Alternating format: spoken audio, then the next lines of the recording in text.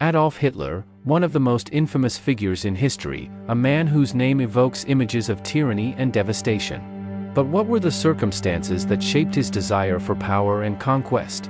How does an 18-year-old kid whose biggest aspiration is to be an artist and go to art school, turn responsible for the death of almost 20 million lives? Adolf Hitler, born on April 20, 1889, in Braunau am Inn, Austria-Hungary, was the fourth of 6 children born to Alois Hitler and his third wife, Clara Polzel. Unfortunately, 3 of Hitler's siblings, Gustav, Ida, and Otto, died in infancy. Adolf Hitler experienced tragedy from an early age. The death of his younger brother Edmund, whose cause of death was from measles, left a profound impact on him, transforming him from a confident youth to a troubled young man. Consequently, he underwent a transformation from a confident, outgoing student to a morose, detached individual who frequently clashed with his father and teachers. Alois Hitler, Adolf's father, a strict civil servant and customs official, imposed stringent discipline on his children, leading to tension and conflict, especially with Adolf. Alois's sudden demise when Adolf was only 13, left a profound impact on him. Despite their strained relationship, Adolf harbored a mix of admiration and resentment toward his father, whose authoritarian demeanor may have influenced Adolf's later authoritarian tendencies and desire for control. Adolf moved to Vienna in 1907 at age 18, aspiring to become an artist. However, his dreams were thwarted by 2 rejections from the Vienna Academy of Fine Arts due to his lack of academic qualifications and artistic talent. Tragedy struck again when his mother died of breast cancer in December 1907, leaving Adolf to fend for himself. Struggling financially, he lived a bohemian lifestyle in homeless shelters and men's dormitories, earning money through odd jobs and selling watercolors paintings of Vienna's landmarks. It was during his time in Vienna that Hitler became increasingly drawn to politics, particularly anti-Semitic and nationalist ideologies prevalent in the city's political milieu. With the outbreak of World War I in August 1914, Hitler voluntarily enlisted in the Bavarian army while residing in Munich. Although, according to a 1924 report by Bavarian authorities, allowing Hitler to serve may have been an administrative error since, as an Austrian citizen, he should have been repatriated to Austria. In October 1918, Hitler was partially blinded in a mustard gas attack near Ypres in Belgium. He was sent to a military hospital. Hitler regarded the war as the greatest of all experiences and was commended by his superiors for bravery. Following World War I, Hitler returned to Munich, lacking formal education or career prospects. He remained in the army and, in July 1919, was appointed as an intelligence agent of a reconnaissance unit of the Reichswehr, tasked with influencing other soldiers and infiltrating the German Workers' Party.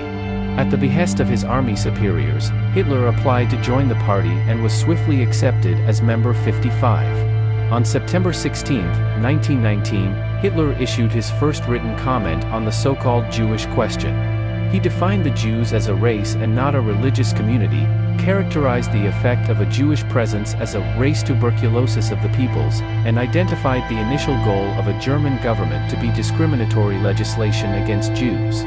The ultimate goal must definitely be the removal of the Jews altogether. At the DAP, Hitler met Dietrich Eckart, one of the party's founders and a member of the occult Thule Society. Eckart became Hitler's mentor, exchanging ideas with him and introducing him to a wide range of Munich society. To increase its appeal, the DAP changed its name to the National Socialist German Workers' Party, known colloquially as the Nazi Party. Hitler designed the party's banner of a swastika in a white circle on a red background. Hitler was discharged from the army on March 31, 1920 and began working full-time for the party. With charisma and cunning, Hitler rose through the ranks of the fledgling Nazi Party, captivating audiences with his fiery rhetoric and promises of national renewal. His vision of a racially pure empire struck a chord with disaffected masses, fueling his inexorable march to power. In the turbulent political landscape of the Weimar Republic, Adolf Hitler and the leadership of the Nazi Party rejected the conventional means of participating in elections. Instead, they aimed to forcibly seize power by overthrowing the government of Bavaria, one of the constituent states of the Weimar Republic. This led to the infamous event known as the Beer Hall Putsch, which occurred on November 9, 1923. However, the attempted coup quickly faltered, resulting in its collapse. Subsequently, Hitler and other key figures were brought to trial in a Munich court, facing charges of high treason for their role in the failed putsch.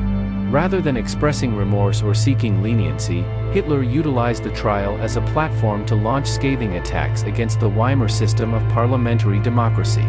He seized the opportunity to propagate his extremist ideology, characterized by xenophobic nationalism and anti-Semitic sentiments, aiming to galvanize support for his cause among disillusioned segments of society. Thus, the Beer Hall Putsch and its aftermath marked a significant moment in Hitler's rise to power, showcasing his willingness to employ both violent means and propaganda to advance his political agenda. Hitler was found guilty, but received a light sentence and was released after serving just 1 year in detention. He used his time in prison to begin writing My Struggle, his autobiography, published in 1926. In the book, he unveiled an explicitly race-based nationalist, social Darwinist, and anti-Semitic vision of human history. He advocated dictatorship at home, military expansion, and seizure of living space in the East. This living space was where the Germans intended to cleanse the East of indigenous and inferior populations. After his release from prison, Hitler reorganized and reunified the Nazi Party. In 1933, Hitler was appointed Chancellor of Germany, and thus began his reign of terror. Following his appointment as Chancellor, Adolf Hitler began laying the foundations of the Nazi state. He seized every opportunity to turn Germany into a one-party dictatorship through propaganda and intimidation. He consolidated his grip on power, silencing dissent and crushing opposition. Under Hitler's rule, Germany descended into darkness. The Holocaust, the invasion of Poland, and the atrocities of war stained his legacy with blood and suffering. Thus Adolf Hitler's journey from a troubled youth to a charismatic leader was paved with personal struggles and societal upheaval, ultimately culminating in one of the darkest chapters in human history. Thank you for watching Past Perspectives.